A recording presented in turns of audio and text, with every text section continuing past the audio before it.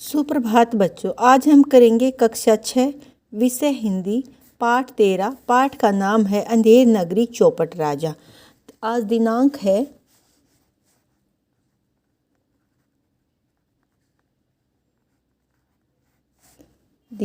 है 6 फरवरी, दिन है शनिवार।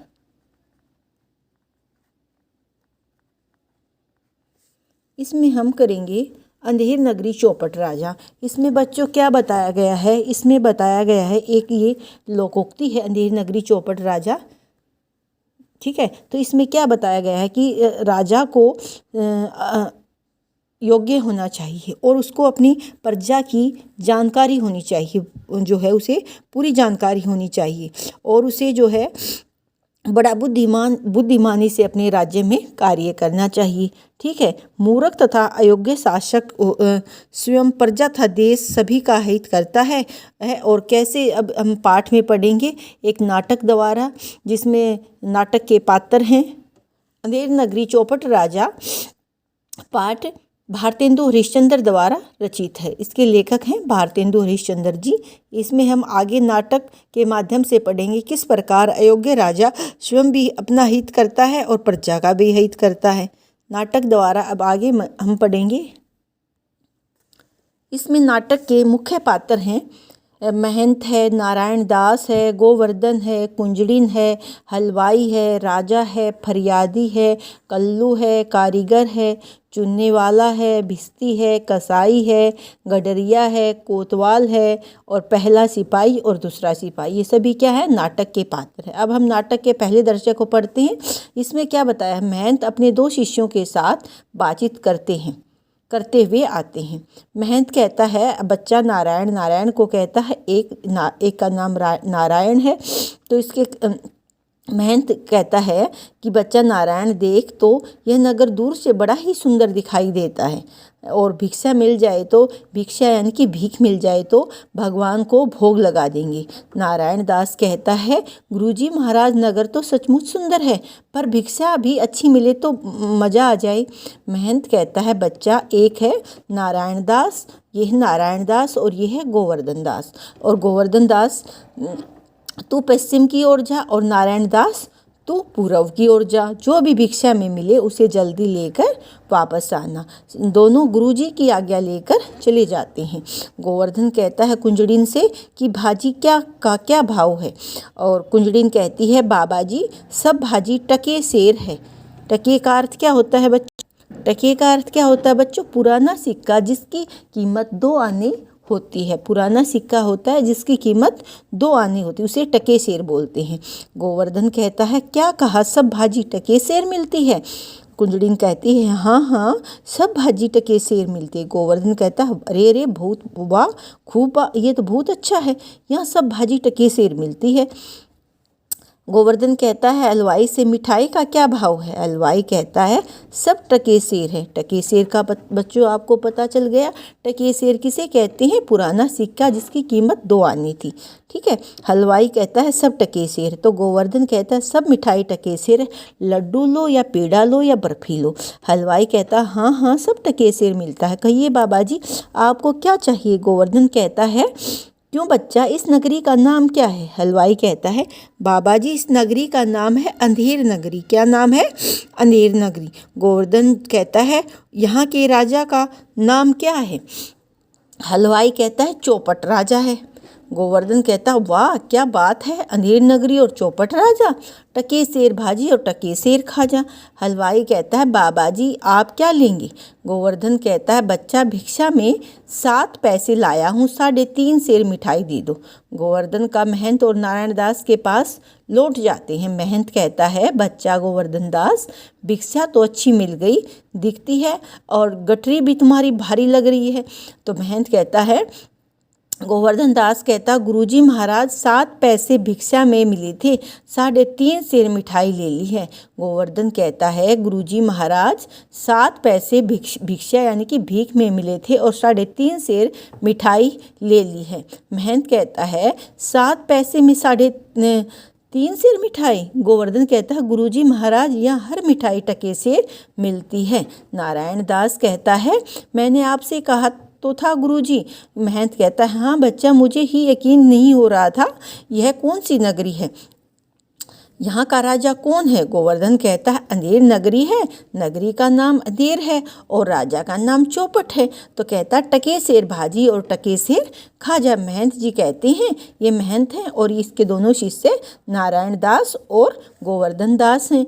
तो गोवर्धन कहता है अंधेर नगरी चौपट राजा, टके सेर भाजी टके सेर खाजा। महंत कहता है बच्चा, जिस नगरी में टके सेर भाजी टके सेर खाजा बिकता हो वहाँ रहना ठीक नहीं है। हमें इस स्थान को क्षण भर की देरी के बिना छोड़ देना चाहिए।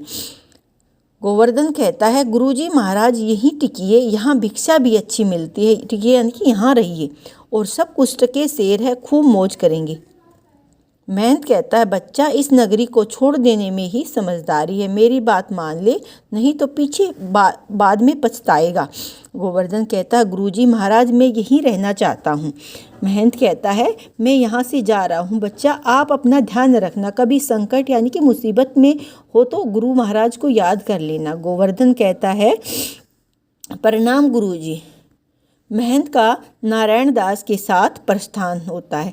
महंत का नारायण दास के साथ प्रस्थान होता है, साथ चला जाता है और गोवर्धन दास वहीं रुक जाता है।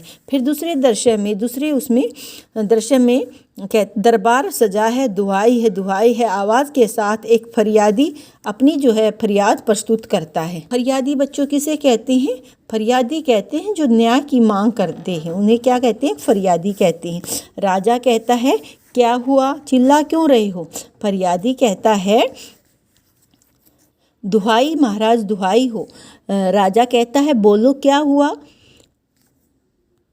गोवर्धन कहता है हाय मुझ बेकसूर को क्यों फांसी देते हो? दया करो फकीर पर जुल्म करो, कुछ तो तुम ख्याल करो, सिपाही भाई मुझे छोड़ दो। तो किसको पकड़ लेते हैं? गोवर्धन को। पहला सिपाही कहता है अब चुप रह जाओ, राजा का हुक्म है, राजा का आदेश है, तेरा आखिरी समय आ गया है, रोने में समय क्यों खराब करती हो? अपने परमात्मा को याद करो। गोवर्धन कहता है अरे मैंने अपने गुरु का महाराज का कहना नहीं माना और उसी का फल मैं भोग रहा हूँ। गुरु जी मुझे क्षमा कर दो, आप कहाँ हो गुरु जी, मुझे बचाओ, यह तो सचमुच अंधेर नगरी है।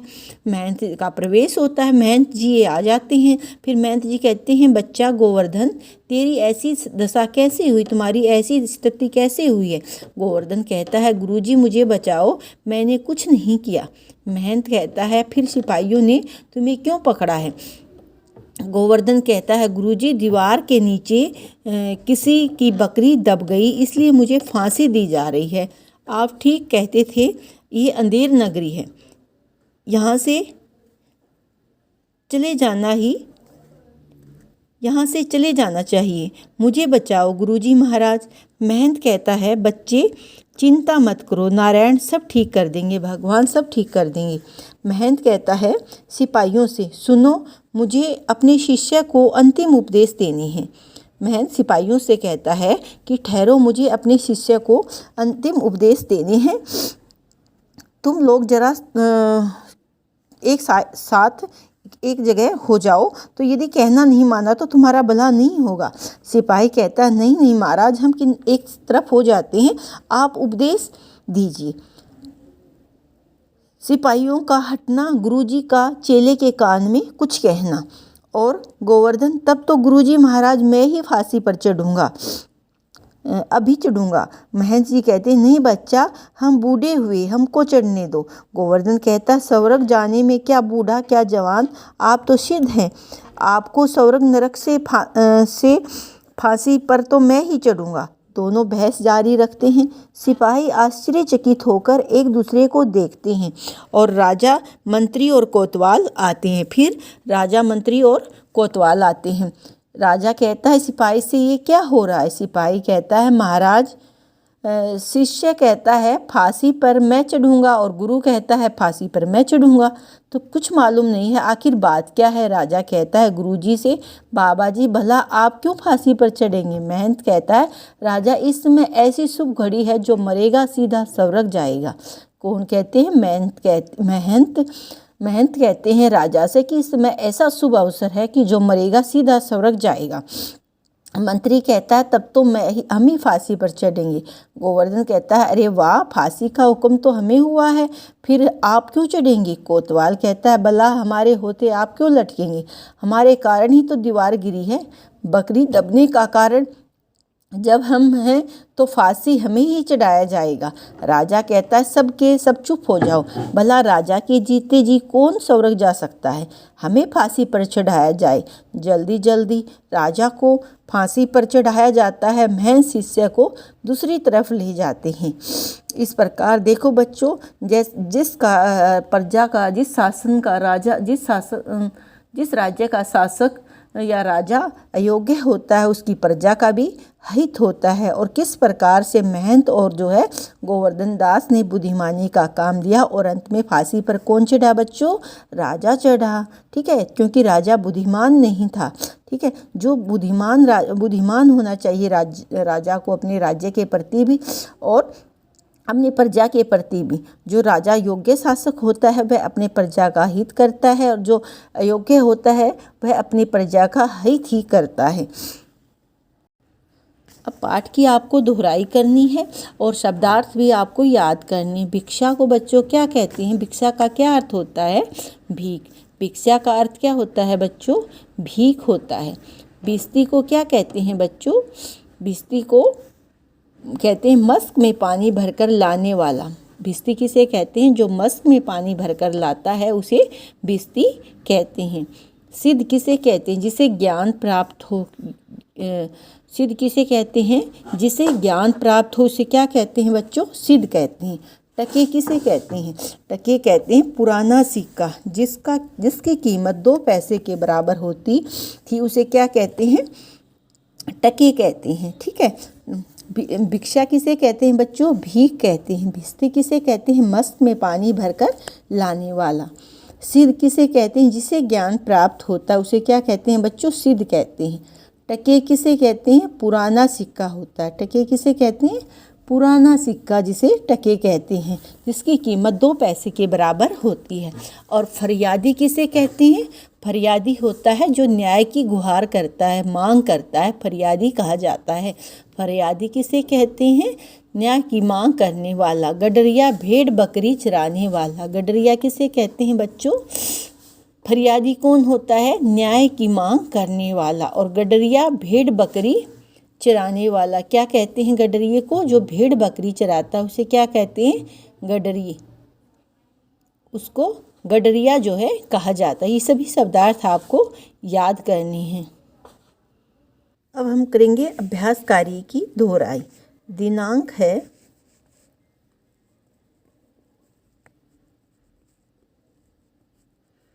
दिनांक है 6 फरवरी, दिन है शनिवार। 6 फरवरी और दिन है शनिवार।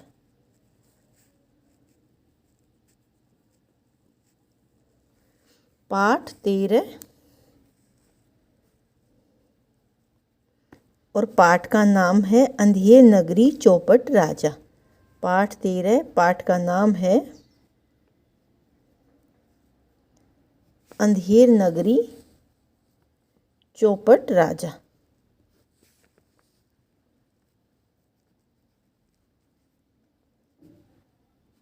चौपट राजा। तो बच्चों इसमें हम करेंगे मौखिक प्रश्न उत्तरों की दोहराई। सबसे पहले हम करेंगे मौखिक प्रश्न उत्तर। मौखिक प्रश्न उत्तर।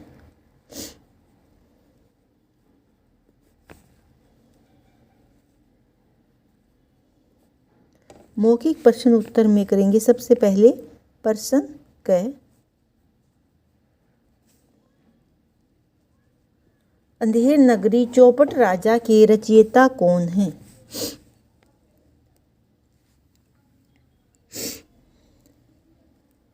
अंधेर नगरी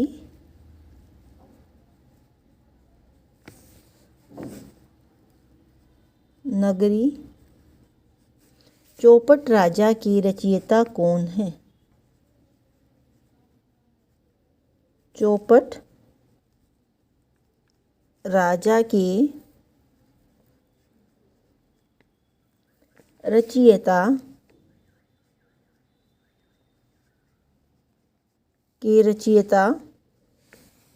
कौन है?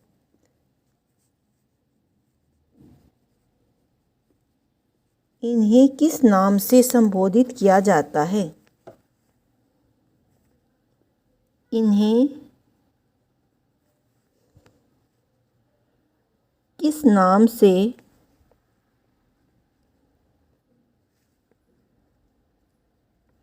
संबोधित किया जाता है?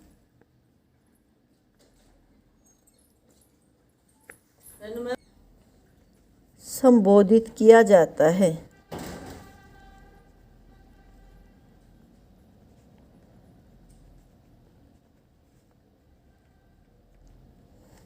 अंधेर नगरी चौपट राजा के रचयिता कौन है बच्चों?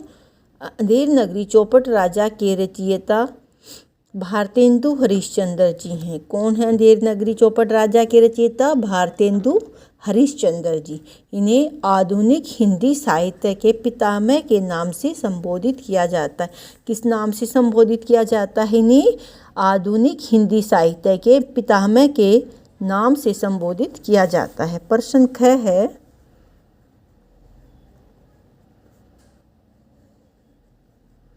महंत के शिष्यों के नाम बताइए। महंत के शिष्यों के नाम बताइए।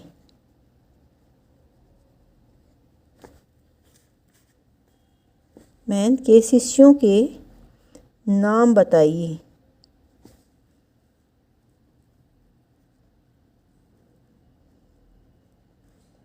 महंत के शिष्यों के नाम हैं गोवर्धन दास और नारायण दास। कौन है बच्चों महंत के शिष्यों के नाम? महंत के शिष्य आपने देखे थे ना पिक्चर में, दो महंत के साथ थे, तो एक का नाम गोवर्धन था और एक का नाम क्या था? नारायण दास था। ठीक है। प्रश्न ग है, महंत के समझाने पर भी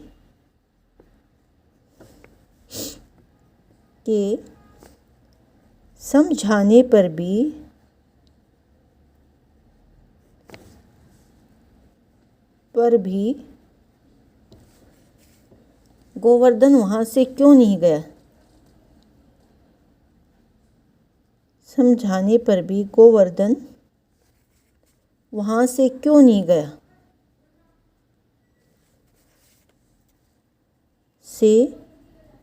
क्यों नहीं गया?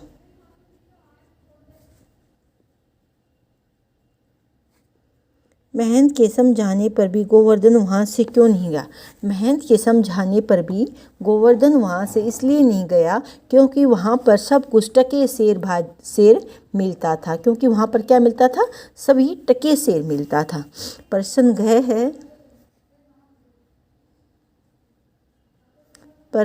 है, गोवर्धन कौन सी पंक्ति दोहराता रहता था? गोवर्धन कौन सी पंक्ति दोहराता रहता था? कौन सी पंक्ति दोहराता रहता था?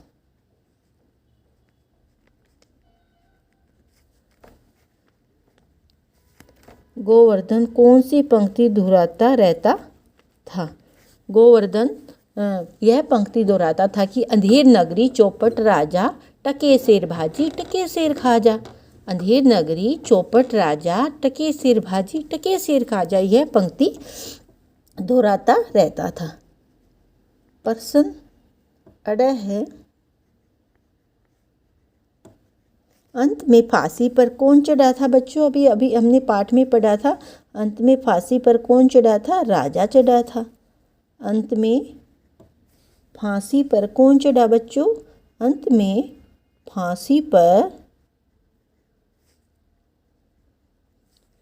कौन चढ़ा बच्चों? राजा। अंत में फांसी पर कौन चढ़ा? राजा चढ़ा।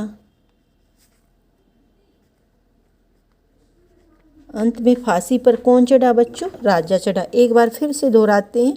अंधेर नगरी चौपट राजा के रचयिता कौन है? इन्हें किस नाम से संबोधित किया जाता है? अंधेर नगरी चौपट राजा के रचयिता भारतेंदु हरिश्चंद्र जी हैं। इन्हें आधुनिक हिंदी साहित्य के पितामह के नाम से संबोधित किया जाता है। महंत के शिष्यों के नाम बताइए। महंत के शिष्य दो थे, एक था गोवर्धन दास और दूसरे का नाम था नारायण दास। प्रश्न गए है, महंत के समझाने पर भी गोवर्धन वहाँ से क्यों नहीं गया? महंत के समझाने पर भी गोवर्धन वहाँ से इसलिए नहीं गया क्योंकि वहाँ सब कुछ टके सेर मिलता था। गोवर्धन कौन सी पंक्ति दोहराता था बच्चों? गोवर्धन अंधेर नगरी चौपट राजा टके सेर भाजी टके सेर खाजा। अंत में फांसी पर कौन चढ़ा बच्चों? अंत में फांसी पर राजा चढ़ा। कौन चढ़ा बच्चों? राजा चढ़ा। अब आगे हम करते हैं लिखित प्रश्न, यानी कि इसमें आपको सही विकल्प पर सही का निशान लगाना है। जैसे जो पाठ में हुआ है, अगर वह हुआ है तो सही है, अगर गलत है तो उस पर हमें सही और गलत का निशान लगाना है। महंत जी ने अपने शिष्यों को भिक्षा लेने भेजा था। सही है, हाँ भेजा था। गोवर्धन दास को भिक्षा में अनाज मिला था। नहीं, गलत है। महंत जी ने अंधेर नगरी में ही अपना डेरा जमा लिया था। नहीं। फरियादी की बकरी दीवार गिरने से दब गई थी। यस, हाँ ठीक है। राजा ने कोतवाल को फांसी की सजा सुनाई। नहीं, राजा को ही अंत में फांसी हुई थी, तो गलत है ये। तो बच्चों, महंत जी ने अपने शिष्यों को भिक्षा लेने भेजा। हाँ भेजा था, एक को पूर्व में भेजा था, एक को पश्चिम में भेजा था। गोवर्धन दास को भिक्षा में अनाज मिला था। नहीं मिला था। महंत जी ने अंधेर नगरी में ही नहीं, गोवर्धन दास ने ही वहाँ पर डेरा जमा लिया था। महंत जी और जो है नारायण दास चले गए थे। फरियादी की बकरी दीवार गिरने से दब गई थी। यहाँ दब गई थी, सही पर लगेगा। राजा ने कोतवाल को फांसी की सजा सुनाई थी। नहीं, अंत में राजा को ही फांसी हुई थी, कोतवाल को नहीं सुनाई थी, तो रोंग है। ठीक है। तो अब आपने किसने किससे कहा? यहाँ पर नगर तो सचमुच सुंदर है, पर भिक्षा भी अच्छी मिल जाए तो मज़ा आ जाए। किसने कहा, किससे कहा? महंत ने नारायण दास से कहा। फिर है सब भाजी टके सेर है। किसने कहा? कुंजड़ी ने। किससे कहा? गोवर्धन दास से कहा। फिर है गए इस नगरी का नाम अंधेर नगरी है। किसने कहा? हलवाई ने। किससे कहा? गोवर्धन दास से। इस नगरी को छोड़ देने में भलाई है। महंत ने। किससे कहा? गोवर्धन से कहा। जब सूली पर चढ़ोगे तब मालूम होगा कि फांसी है या मजाक है। पहले सिपाही ने गोवर्धन से कहा। ठीक है। फिर है मिलान कीजिए। बकरी मरी, किसकी मरी थी बच्चों? यहाँ पर बनिए लिखा हुआ है, गलत है। यहाँ पर क्या आएगा? फरियादी की मरी। दीवार बनाई, दीवार किसने बनाई थी बच्चों? दीवार बनाई थी, बकरी मरी। किसकी मरी थी बकरी? फरियादी की। दीवार बनाई किसने थी? कारीगर ने बनाई थी दीवार। तो पहले हम यहाँ पर नंबर 1 लिख देंगे और कारीगर की जगह पर यहाँ पर 2 लिख देंगे। और चूने में पानी डाला। चूने में पानी किसने डाला था बच्चों? चूने में पानी भिस्ती ने डाला था। यहाँ पर जैसे चूने में पानी भिस्ती की। ठीक है। फिर है मस्क बनाया था। किसने बनाया था मस्क? कसाई ने। किसने बनाया था? कसाई ने मस्क बनाया था। दुम से सवारी निकली थी किसकी? कोतवाल की। किसकी निकली थी बच्चों? कोतवाल की निकली थी। बकरी मरी फरियादी की। बकरी किसकी मरी थी?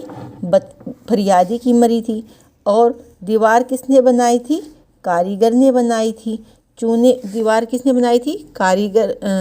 कारीगर ने बनाई थी। चूने में पानी किसने डाला? भिस्ती ने।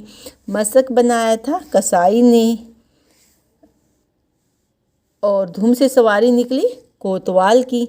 ठीक है, ये सभी आपको दोहरानी है। अब हम करेंगे प्रश्न 4।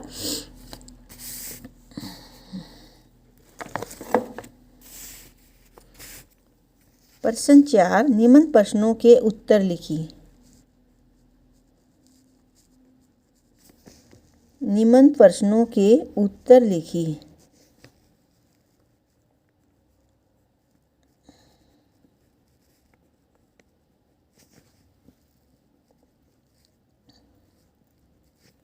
निम्न प्रश्नों के उत्तर लिखिए। इसमें हम करेंगे,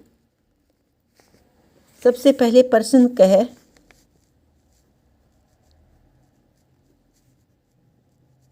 महंत जी अंधेर नगरी में क्यों नहीं रुके? कौन नहीं रुके? महंत जी अंधेर नगरी में क्यों नहीं रुके? महंत जी अंधेर नगरी में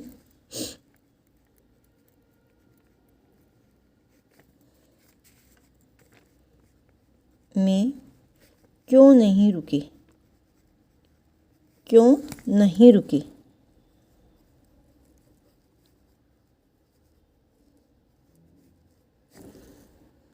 महंत जी अंधेर नगरी में क्यों नहीं रुके? महंत जी अंधेर नगरी में इसलिए नहीं रुके क्योंकि उन्हें लगता था कि जिस नगरी में टके सेर भाजी और टके सेर खाजा बिकता हो वहाँ रहना ठीक नहीं है।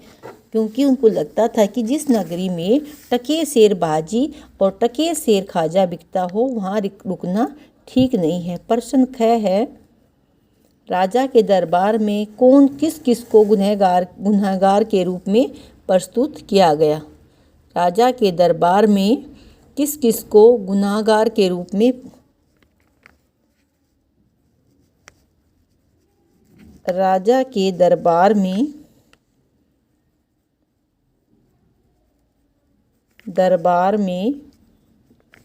किस किस को गुनहगार के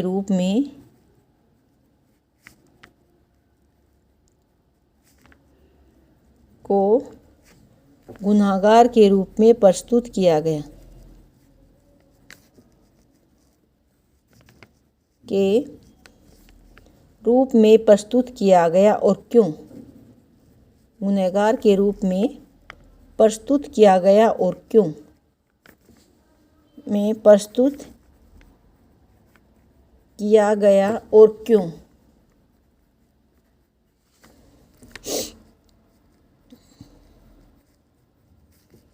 और क्यों प्रस्तुत किया?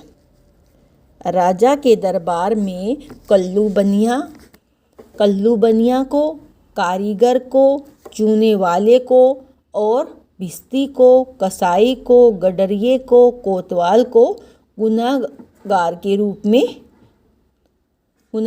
रूप में प्रस्तुत किया गया क्योंकि कल्लू बनिए की दीवार गिरने से फरियादी की बकरी मर गई थी और सभी एक दूसरे पर आरोप लगा रहे थे। राजा के दरबार में किसको प्रस्तुत किया गया बच्चों?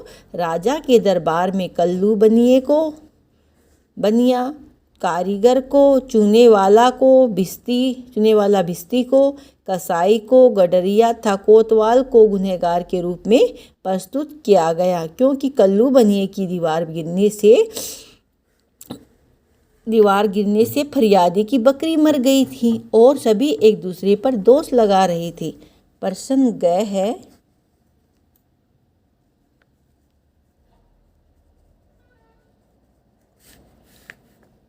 गोवर्धन को अपनी गलती का एहसास कब और कैसे हुआ? गोवर्धन को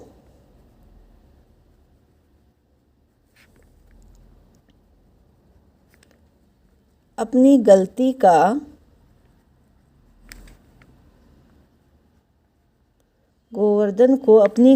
का एहसास कब और कैसे हुआ? एहसास कब और कैसे हुआ?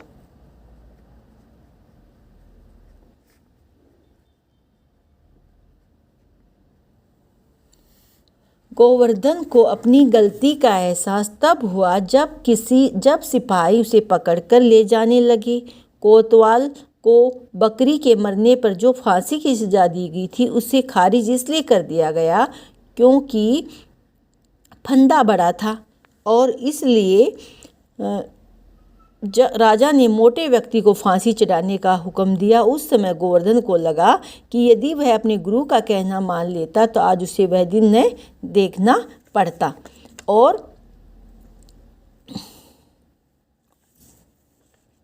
ठीक है। तो गोवर्धन को अपनी गलती का एहसास हो गया। फिर गोवर्धन को अपनी गलती का एहसास तब हुआ जब सिपाही उसे पकड़कर ले जाने लगे। कोतवाल को बकरी के मरने पर जो फांसी की सजा दी गई थी उसे खारिज इसलिए कर दिया गया क्योंकि फंदा बड़ा था, इसलिए राजा ने मोटे व्यक्ति को फांसी पर चढ़ाने का आदेश दे दिया। उस समय गोवर्धन को लगा कि यदि वह अपने गुरु का कहना मान लेता तो आज उसे यह दिन न देखना पड़ता। ठीक है बच्चों, तो ये सभी प्रश्न उत्तरों की आपको अभ्यास की, शब्दार्थ की और पाठ की आपको दोहराई करनी है। Okay, thank you.